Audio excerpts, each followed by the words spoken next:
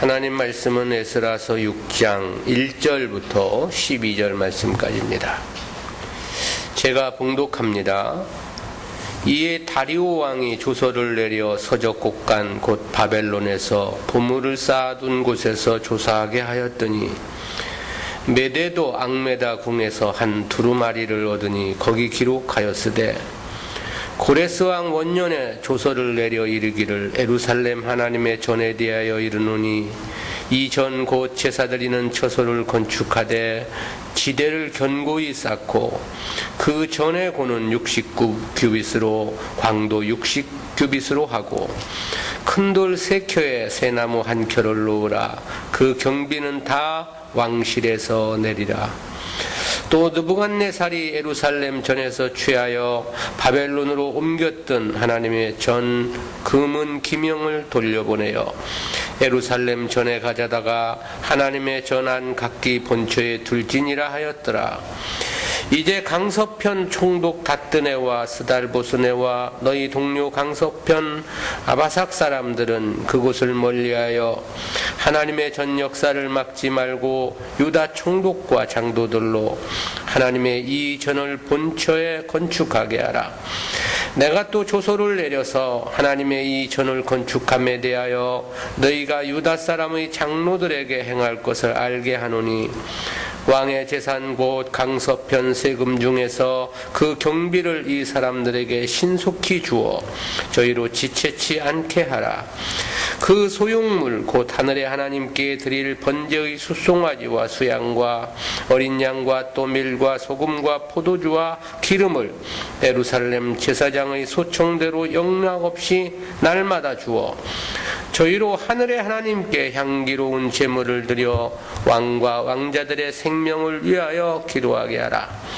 내가 또 조서를 내리노니 물론 누구든지 이 명령을 변기하면 그 집에서 들보를 빼어내고 저를 그 위에 메어 달게 하고 그 집은 이로 인하여 거름더미가 되게 하라. 만일 열왕이나 백성이 이 조서를 변개하고 손을 들어 예루살렘 하나님의 전을 헐진대 그곳에 이름을 두신 하나님이 저희를 멸하시기를 원하노라. 나 다리오가 조서를 내렸노니 신속히 행할지어다 하였더라. 아멘. 다리오 왕의 성전 재건 비준이라는 제목으로 말씀을 듣습니다.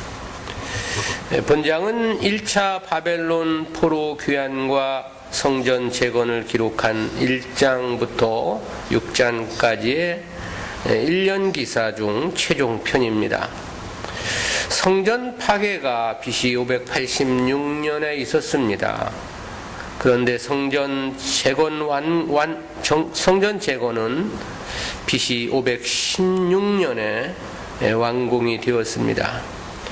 이는 그야말로 바벨론 70년 포로라는 하나님의 예언이 그대로 성취된 역사적 사실입니다. 이러한 6장의 내용은 크게 3부분으로 나누어진데요. 그중 다리오 왕의 성전 비준을 보도한 1절부터 12절의 본단락은 구속사적 교훈까지 넷으로 구분해서 살펴보겠습니다. 첫 번째는 다리오 왕의 고레스 칙령에 대한 조사입니다. 총독 다뜨네와 그의 일행들이 보낸 상소를 받아본 다리오 왕은 즉시 이 사실을 확인코자 조사를 명했던 것으로 보입니다. 그것이 1절 말씀이죠. 이에 다리오 왕이 조서를 내려 서적 곡간 곧 바벨론에서 보물을 쌓아둔 곳에서 조사하게 하였더니 1절 서두에서 이해로 번역된 아람어는 그때란 뜻의 부사 에다인이라는 단어와 무엇 안에라는 뜻의 전치사 빼라는 단어가 합성된 건데요. 이 말은 5장과 인과적 관계를 나타내고 또 일이 신속하게 진행되었다는 의미도 나타냅니다. 그렇다는 것은 역시 하나님의 강권적인 섭리의 결과임이 명백하지 않느냐 그런 생각을 갖습니다. 그렇지 않다면 다리오가 이처럼 이 문제를 적극적으로 다룰 것은 아니었다는 측면에서 볼 때 그렇습니다. 다리오 왕이 고레스의 조서를 찾고자 가장 먼저 조사를 명한 곳은 바벨론에서 보물을 쌓아둔 곳이라고 말을 했죠. 이는 고대 바사의 역대 왕들의 통치가 이루어진 장소와 밀접한 관련이 있습니다. 당시 바사 왕들은 계절에 따라 지역을 옮겨 다니면서 제국을 다스린 것으로 보고되고 있습니다. 대부분 봄에는 바사의 수상궁에서 통치를 했던 것으로 전해지고 있고요. 여름에는 시원한 피서지이기도 한 메대의 악메다궁에서 통치를 했다고 합니다. 겨울에는 바벨론에 있는 바벨론궁에서 왕정을 펼친 것으로 그렇게 전해집니다.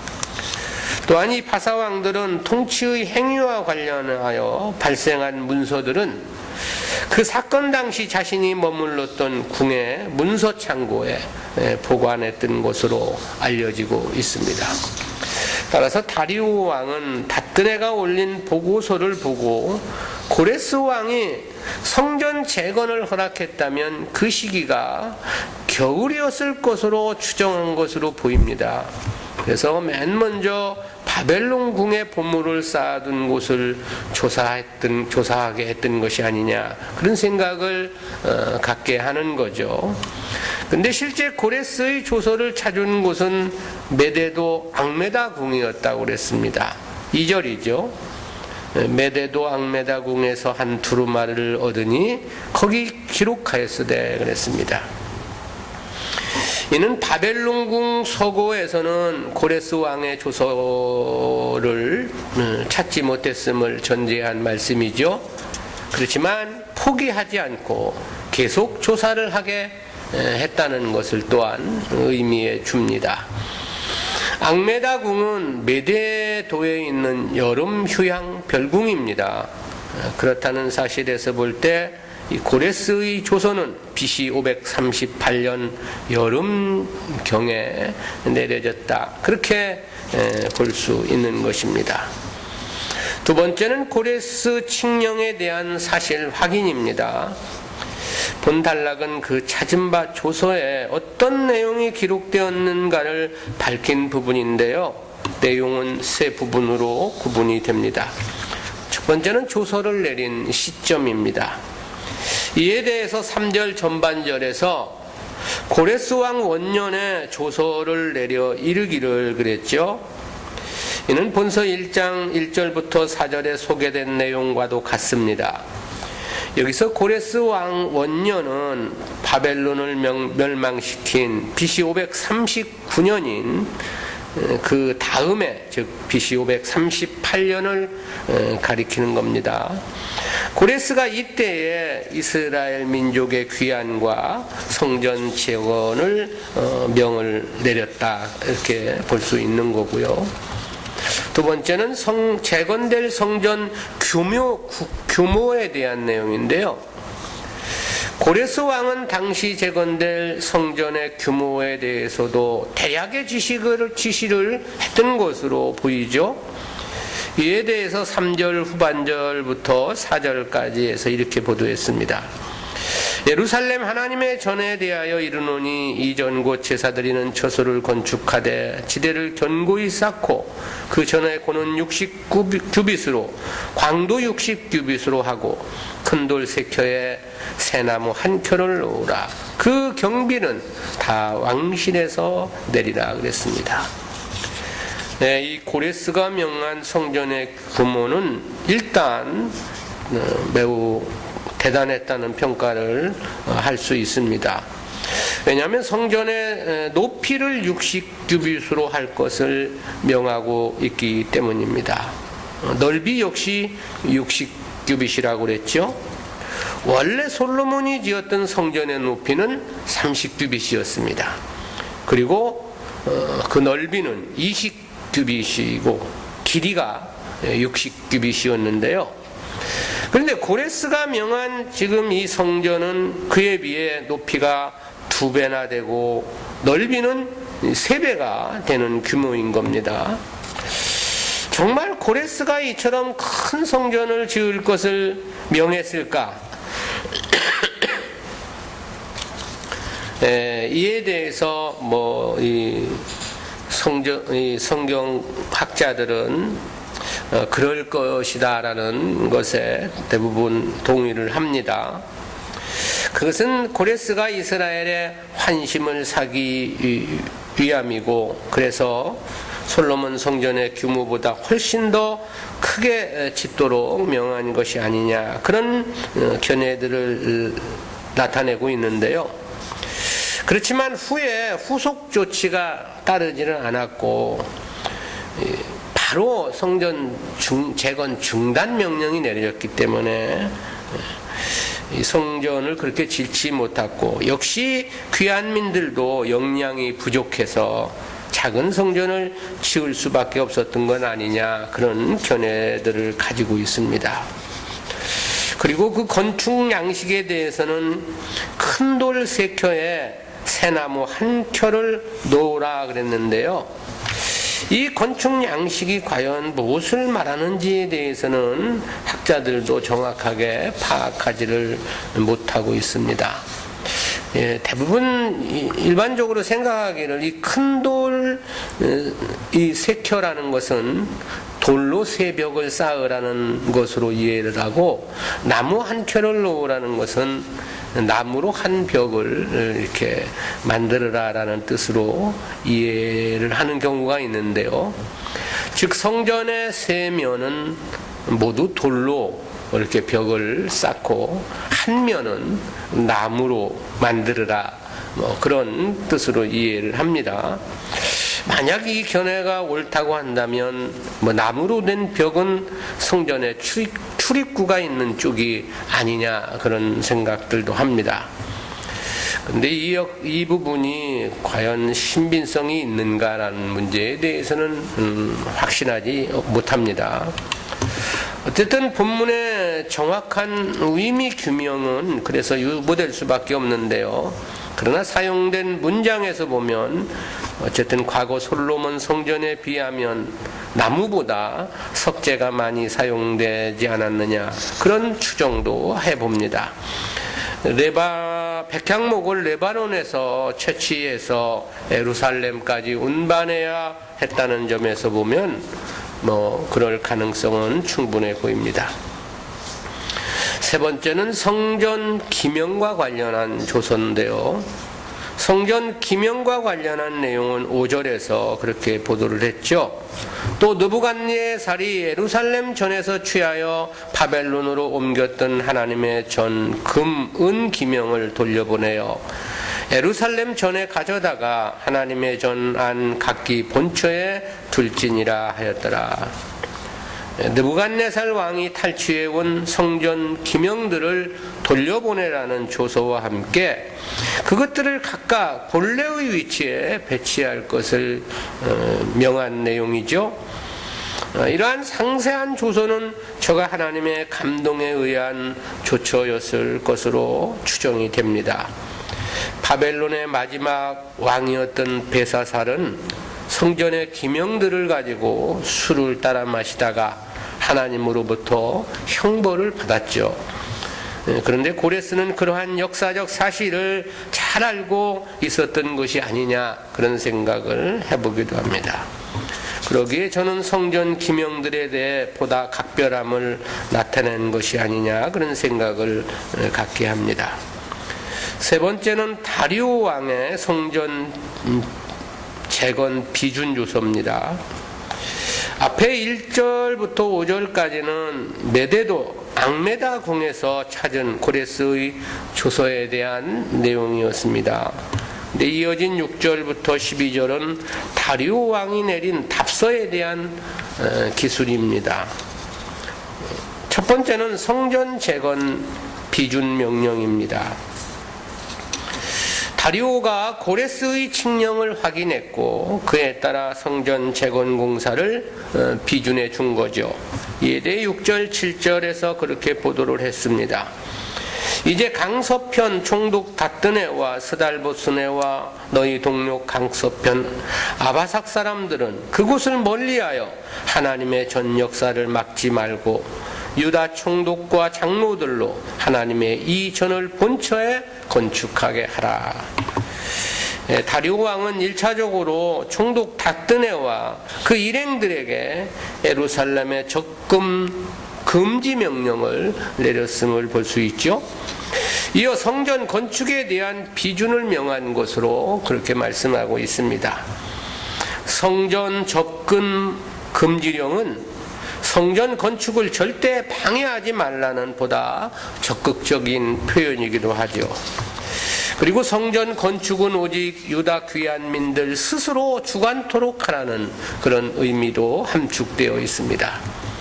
하나님의 전 역사를 막지 말고라고 했는데 여기서 이 막지 말고라는 말로 번역된 단어는 남겨두다, 홀로 두다라는 의미입니다. 이 막지 말라는 말이 부정적인 의미라면 멀리하여라는 뜻은 보다 긍정적인 뜻입니다. 따라서 이는 성전 건축을 방해하지 말라는 뜻도 있겠지만 그보다는 유다 총독과 장로들에게 완전히 그것을 맡기라는 그런 의미가 보다 강하게 시사되고 있습니다. 그래서 박윤선 박사님은 성전 재건은 물론이고 이스라엘의 종교적 절대 자유를 보장하는 명령으로 그렇게 해석을 하기도 했습니다. 이 명령은 그동안 유다 귀환민들을 괴롭힌 사마리아인들에게는 보다 강력한 금지 명령이 되었을 것으로 보입니다. 그러므로 실제 성전 재건은 순조롭게 진행되고 완성되게 됨을 볼 수 있습니다. 두 번째는 성전 재건을 위한 지원 명령입니다. 다리오의 조선은 성전 재건의 비준에서 그치지 않았습니다. 오히려 다각적인 측면에서 성전 재건의 지원을 명령했죠. 이 부분은 내용상 셋으로 구분이 되는데요. 첫 번째는 현금 지원입니다. 성전 재건에 대한 지원 명령 중에 가장 먼저 명한 것이 현금 지원인데요. 이에 대해 8절에서 그렇게 보도를 했죠. 내가 또 조서를 내려서 하나님의 이 전을 건축함에 대하여 너희가 유다 사람의 장로들의 행할 것을 알게 하노니 왕의 재산 곧 강서편 세금 중에서 그 경비를 이 사람들에게 신속히 주어 저희로 지체치 않게 하라. 여기서 세금으로 번역된 아람어 미다트라는 단어는 4장 13절 그리고 20절에서는 조공으로 번역되기도 했습니다. 이는 돈으로 바치는 공세를 말하는 건데요. 때문에 이것에 대해서 왕의 자산이라고 그렇게 이야기를 했습니다. 즉 유프라테스 강 서편 지역에서 왕에게 내는 세금을 예루살렘 성전 건축 비용으로 지원할 것을 명한 거죠. 아울러 이를 신속히 이행할 것까지 명령을 내렸습니다. 이러한 다리오 왕의 조서에는 한 가지 중요한 의미가 유추됩니다. 그것은 저가 과거 사마리아 사람들의 회방으로 성전 재건이 중단된 사실을 알았던 것이 아니냐 그런 생각을 갖게 합니다. 그것은 특별히 성전 건축 비용을 강서편 이 속주들의 세금으로 충당할 것을 명했다는 것이 그렇습니다. 여기서 이 강서편이란 사마리아 사람들을 중심으로 16년 전 성전 재건을 회방했던 사람들입니다. 따라서 이러한 왕의 조서는 그러한 잘못된 행위에 대한 변상적 의미가 함유되어 있는 거 아니냐 그런 생각을 해보게 되는 겁니다. 다리오 왕의 이 조서를 받아든 사마리아 사람들은 심히 그 마음이 불편했겠죠. 특히 자신들의 돈으로 예루살렘 성전을 짓는다는 사실에 대해서 더더욱 그 심기는 편치 않았을 것이다. 그렇게 생각해 볼 수 있겠습니다. 때문에 저들은 다리오 왕이 죽고 그 아들 아하수에로 왕이 즉위하자 즉시 성벽 재건에 대한 회방에 나섰던 것으로 추정이 됩니다. 아무튼 성전 재건의 회방자들의 소유가 일정 부분 감당했다는 것은 하나님의 신원의 역사가 아니냐라는 거고요. 따라서 이러한 역사는 귀환민들에게는 통쾌한 승리의 기쁨을 가져다 주었을 것이라는 생각도 해보게 됩니다. 두 번째는 제사를 위한 재물 지원입니다. 다리오 왕은 성전 재건에 필요한 경비 외에 제사에 필요한 재물들까지도 지원해 줄 것을 명했습니다. 9절 말씀이죠. 또 그 수용물 곧 하늘의 하나님께 드릴 번제의 수송아지와 수양과 어린 양과 또 밀과 소금과 포도주와 기름을 예루살렘 제사장의 소청대로 영락없이 날마다 주어 그랬습니다. 이 고대 근동의 다른 종교들에서는 이 제물로 드리는 이 짐승들에 대해서 거의 제약이 없고 어떤 것이나 다 제물로 드릴 수 있었습니다. 그러나 하나님께 드리는 제물은 지극히 제한되어 있었습니다. 아울러 절대 흠이 있는 제물을 드려서는 안 되었죠. 그런데 다리오 왕의 조서에서 보면 저도 이스라엘의 제사 제도에 대해서 매우 잘 인식하고 있었던 것으로 보여지죠. 지원할 것을 명한 이 제물의 목록을 보면 그렇습니다. 어쨌든 다리오 왕은 이와 같은 그 제물들의 목록까지 적시를 하고 예루살렘 제사장의 소청대로 날마다 영락없이 주라 그런 명령을 내리지 않았습니까? 그야말로 다리오 왕의 매우 각별하고 특별한 관심이고 배려라고 말할 수 있을 것입니다.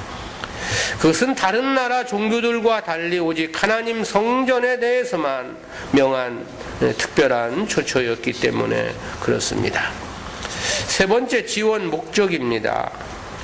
다리오 왕이 왜 이처럼 지원을 명했는가에 대해서는 10절에서 그렇게 기록을 했습니다.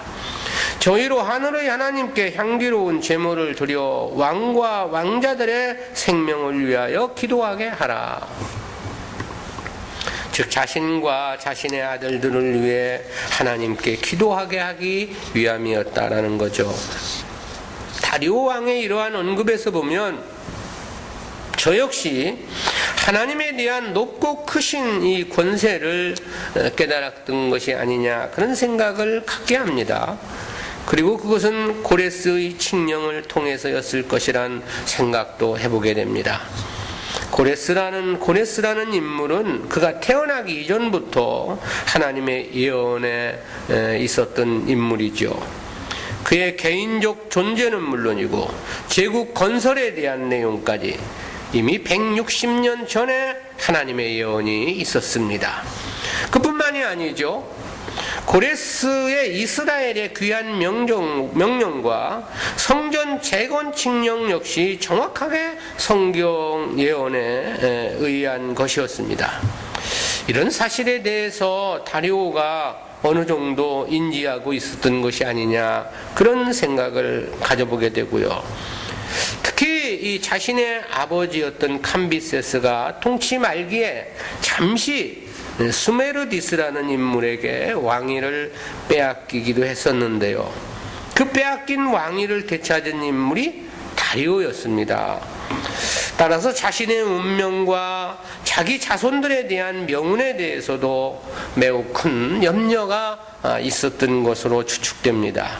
그래서 저는 예루살렘 성전에 대한 각별한 배려와 지원을 해주면서 이처럼 자신과 자신의 자녀들을 위해 기도해 줄 것을 부탁한 것으로 그렇게 보여집니다.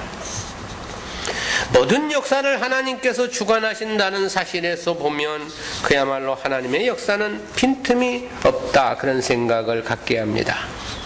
저의 아버지 때 왕위를 빼앗긴 것이 하나님에 대한 이런 기도 부탁으로 나타나게 되었다고 생각이 들어지기 때문에 그렇습니다.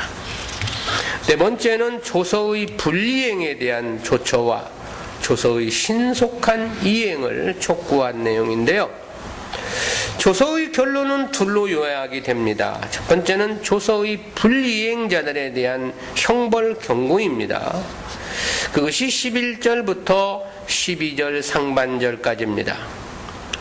내가 또 조서를 내리노니 물론 누구든지 이 명령을 변개하면 그 집에서 들보를 빼어내고 저를 그 위에 메어달게 하고 그 집은 이로 인하여 거름더미가 되게 하라.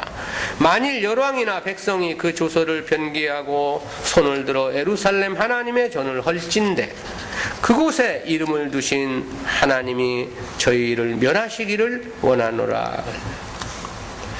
조서의 결론은 조서 내용을 불이행하는 개인과 열왕들에 대한 형벌로 나누어지죠. 그 중에 개인의 경우는 그 집에 들보를 빼고 그 들보를 세워 저를 그 위에 매달라는 그런 뜻이고요. 열왕이나 백성이 이를 어길 경우에 대해서는 하나님이 저희를 멸하시기를 원하노라 라고 말했습니다.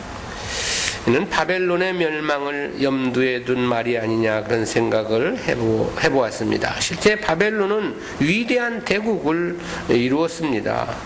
그가 꾼 꿈의 금신상의 머리가 느부갓네살을 가리킴이란 다니엘의 해석에서 볼 때도 그렇습니다. 그러나 그 나라의 역사는 고작해야 80년도 다 채우지 못한 채 멸망을 당하고 말았죠. 그리고 그 원인은 성경의 예언처럼 하나님의 뜻을 이행치 않았기 때문에 그랬습니다. 다리오 왕은 이와 같은 역사를 근거로 해서 이와 같은 영을 내린 것이 아니냐 그런 생각을 해봅니다. 그리고 최종적으로는 12절 하반절에서 나 다리오가 조서를 내렸노니 신속히 행할지어다 그랬습니다. 그리고 조서를 끝맺음한 거죠.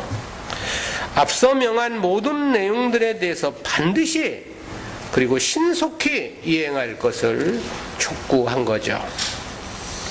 우리는 이와 같은 말씀에서 두 가지 구속사적인 교훈을 생각해 봅니다. 첫 번째는 하나님의 일은 결국 하나님께서 이루신다라는 그런 교훈입니다. 그것은 성전 재건 역사가 결국 하나님의 도우심으로 재개되고 하나님의 도우심으로 완성되었다는 사실에서 볼 때 그렇습니다. 유다인들의 제1차 귀환 때도 고레스의 특별한 명령과 그곳 주민들의 적극적인 지원이 있었습니다. 당시 자신들의 재산과 지원받은 재물이 어느 정도였는지 정확히 가늠할 수는 없습니다. 그것으로 자신들의 삶과 성전 재건이 충분히 가능했을는지 역시 정확한 판단은 어렵습니다. 그러나 지금은 그때로부터 18년 정도가 지난 시점입니다. 가지고 온 재물들은 대부분 자신들의 거처지를 마련하고 도시를 형성하는 일에 소진되었을 것이라는 생각이 들어집니다. 처음 성전 건축 준비를 위해 소진했던 재물들도 상당했을 것이겠지요. 그러나 그때 준비해 놓았던 자재들이 16년이 지난 지금 얼마나 사용 가능한가에 대해서는 의구심을 가질 수밖에 없지요. 왜냐하면 16년 동안 방치됐던 것들이기 때문에 그렇습니다. 따라서 지금 다시 성전을 건축한다고 하면 그만큼 새롭게 경비가 요구되었을 것이 아니냐라는 것이죠. 저들이 아직은 성전을 건축할 시기가 아니라고 했던 것도 바로 이와 같은 경비 문제 때문이 아니었겠는가라는 생각도 해보게 됩니다. 당시 저들은 생활 자체도 그렇게 여유로웠던 것은 아니었다는 추정을 해볼 수 있습니다. 그것은 당시 성전 재건을 머뭇대는 저들에게 학계 선지자가 증언했던 말씀에서 보면 확인해 볼 수 있지요. 학계서 1장 9절부터 11절까지입니다. 너희가 많은 것을 바랐으나 도리어 적었고 너희가 그것을 집으로 가져갔으나 내가 풀어버렸느니라. 나 만군의 여호와가 말하노라. 이것이 무슨 연고뇨? 내 집은 황무하였으되 너희는 각각 자기의 집에 빨랐음이니라. 그러므로 너희로 인하여 하늘은 이슬을 그쳤고 땅은 산물을 그쳤으며 내가 한재를 불러 이 땅에 산에 곡물에 새 포도주에 기름에 땅의 모든 소산에 사람에게 육축에게 손으로 수고하는 모든 일에 임하게 하였느니라. 성전 재건은 방치한 채 자기 집에만 빨랐기 때문에 하나님께서 은혜를 주시지 않았다, 그런 말씀이죠. 그러니 더욱더 성전 재건에 대한 엄두는 감히 생각도 못했을 것이 아니냐, 그런 생각입니다. 그러나 학개와 스가랴의 선지자의 성전 재건 촉구에 순종의 마음으로 일어서자 그 나머지 모든 문제가 하나님의 은혜 속에서 이루어지게 되었다라는 거죠. 그것도 성전 재건을 방해했던 자들의 세금으로 충당케 한 겁니다. 따라서 결국 이 역사의 성취자는 오직 하나님이셨다, 우리는 그렇게 결론을 내릴 수밖에 없는 거죠. 고레스의 칙령에 의해 예루살렘으로 귀환도 그랬고 귀환한 저들이 성전을 재건케 된 것도 보면 모두 하나님의 도우심의 결과였던 겁니다. 그것은 중단된 성전 재건의 재개와 완성도 역시 그렇습니다.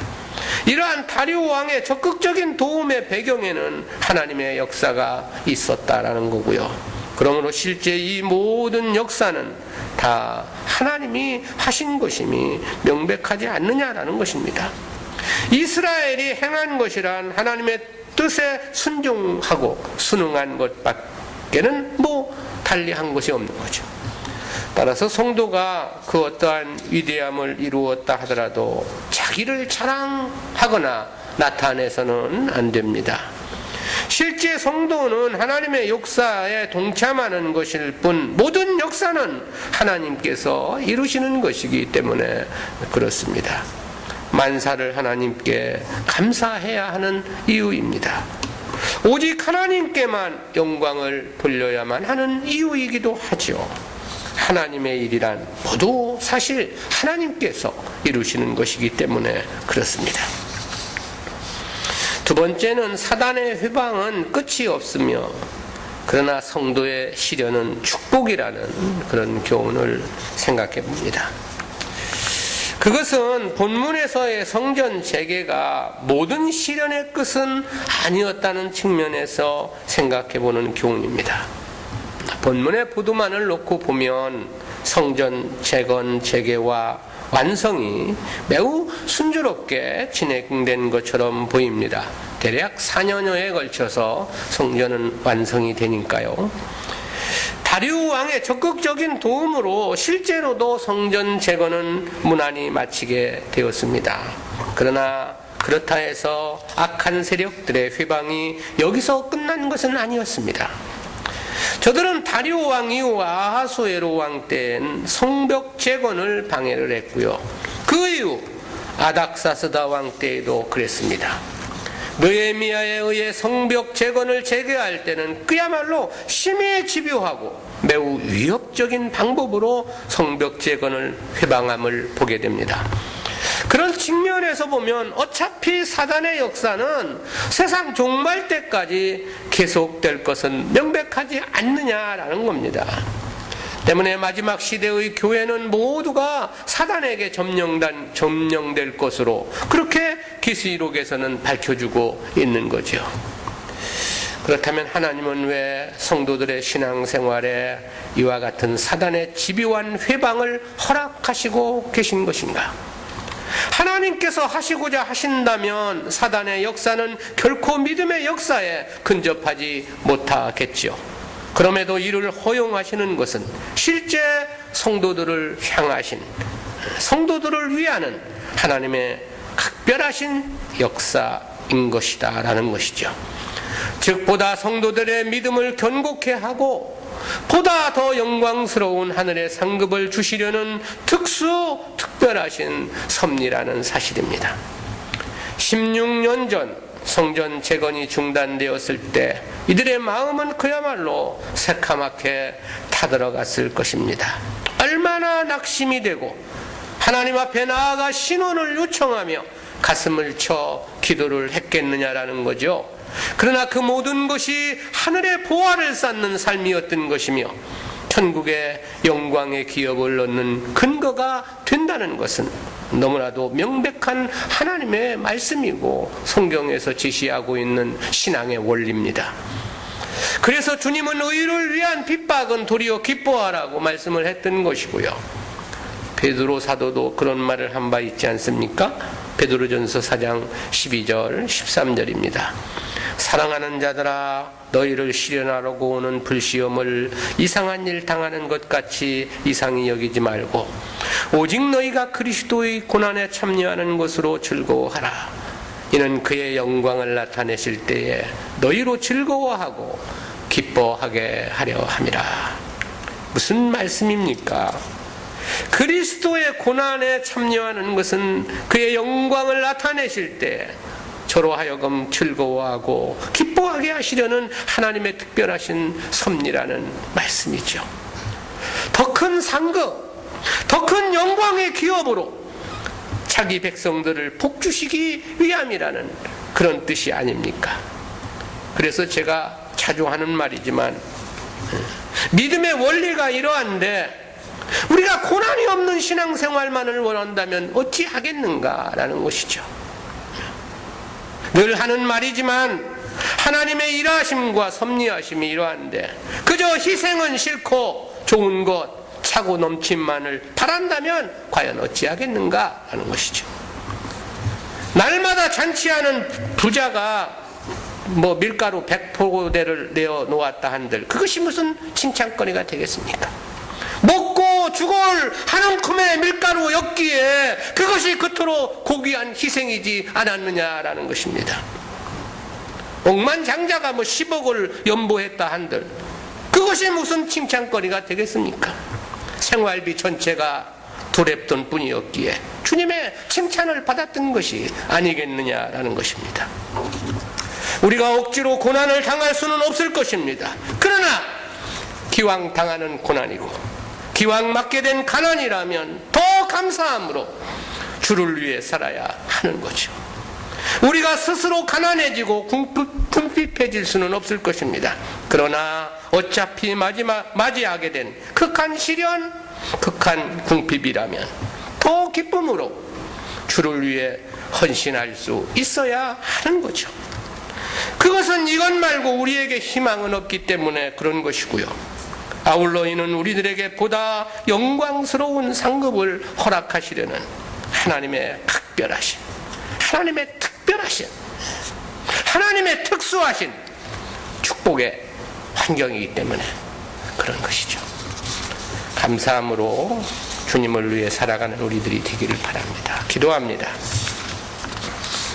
사랑의 하나님, 은혜를 감사합니다. 오늘도 성전 재건을 다시금 시작하게 되는 이와 같은 역사적인 사실을 통해서 우리에게 귀한 교훈 깨닫게 해주심 진실로 감사합니다. 모든 것 사실 다 하나님이 하시는 일이고 그 과정 속에서 있어지는 모든 어려움, 시련들은 결국은 하나님께서 하나님 백성들에게 더 큰 영광의 상급으로 복주시기 위한 것이라는 놀라운 사실을 저희들로 하여금 다시 한번 생각하게 하심 진실로 감사합니다. 어려울수록 더 주님 앞에 드려지기를 기뻐하고 헌신하는 모습으로 우리가 살아갈 수 있도록 도와주시며 인도해 주시옵소서. 감사드리옵고 예수님의 이름으로 기도드리옵나이다. 아멘.